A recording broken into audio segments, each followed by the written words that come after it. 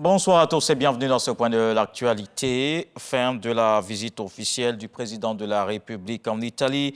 Alassane Ouattara est arrivé à New York aux États-Unis. Le séjour de travail du chef de l'État sur le sol américain sera essentiellement marqué par sa participation à la 77e session ordinaire de l'Assemblée générale des Nations unies.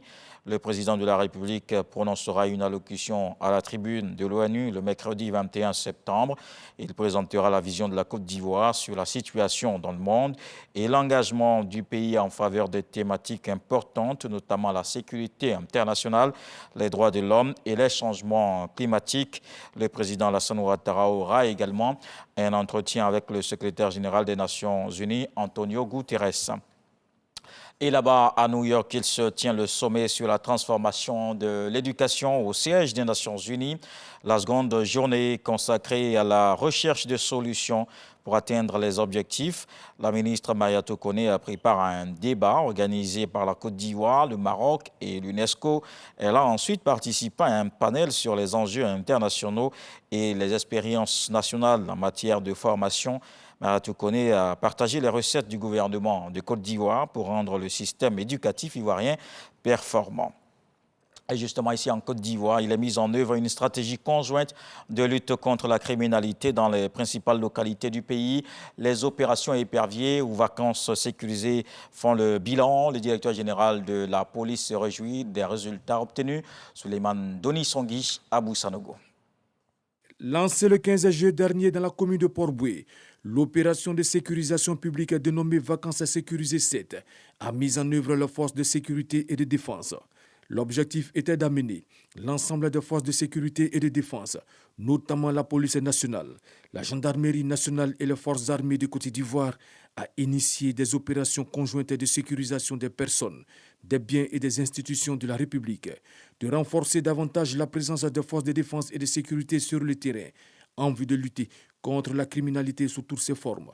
L'opération de sécurisation des vacances de fin d'année scolaire a donné un bilan encourageant. Concernant les fumoirs détruits, nous avons 263, les gars anarchiques démantelés 104, les personnes interpellées dans les fumoirs 426, les personnes raflées 3127, du cannabis qui a été également saisi à hauteur de 939 kg.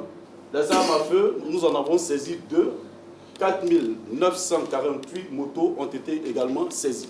Le directeur général de la police nationale, l'administrateur général de police Youssouf Kouyaté, se félicite des résultats enregistrés par ces hommes. Nous sommes très satisfaits. La situation sécuritaire est contenue. À la faveur de la rentrée, vous avez vu le concept de marée jaune. On a des policiers à tous les différents carrefours habillés en jaune pour marquer la présence de la police. Vous avez constaté que les braquages ont diminué. Dans le souci de rapprocher les forces de défense et de sécurité, en vue du renforcement de la confiance, forces de défense et de sécurité population, Youssouf Kouyaté rassure. La police aujourd'hui est une police moderne qui répond aux standards internationaux. Nous sommes en mesure de faire parler n'importe quelle scène de crime. La sécurité, c'est un travail de longue haleine. On était en vacances, il y a un dispositif qui s'imposait. Nous sommes à la rentrée, il y a un autre dispositif qui s'impose. Il faut que nous soyons sur le terrain avec la population, rassurer la population, mettre un dispositif au profit de la population. Dans les perspectives, c'est le lancement dans les jours prochains de Épervier 8. L'opération Vacances sécurisées 7 s'est déroulée selon le directeur général de la police nationale dans un climat de sérénité sur l'ensemble du territoire national. Dans le reste de l'actualité, mise à la retraite de 4000 fonctionnaires en République démocratique du Congo, l'ordonnance signée par le président de la République, une vingtaine de secrétaires généraux de l'administration publique sont déjà partis. Selon le vice-premier ministre chargé de la fonction publique, Jean-Pierre Liot, le mouvement va continuer en même temps que se fera l'intégration de jeunes fonctionnaires. L'objectif est de redynamiser l'administration et d'assainir les comptes. La présidente de la Chambre des représentants américaine est en Arménie. Nancy Pelosi a accusé l'Azerbaïdjan d'être responsable d'affrontements frontaliers cette semaine entre les forces azerbaïdjanaises et arméniennes. Ces violences ont fait plus de 200 morts à Bakou. Ces déclarations ont été jugées inacceptables pour l'Azerbaïdjan. L'élu américaine met en danger la paix dans le Caucase. Les affrontements entre les deux pays ont éclaté mardi et se sont terminés par une médiation internationale dans la nuit de jeudi. Les deux parties s'accusent mutuellement d'avoir déclenché les combats. Un autre conflit entre voisins, le Kirghizistan a annoncé la mort de 12 personnes supplémentaires lors des affrontements frontaliers avec le Tadjikistan cette semaine.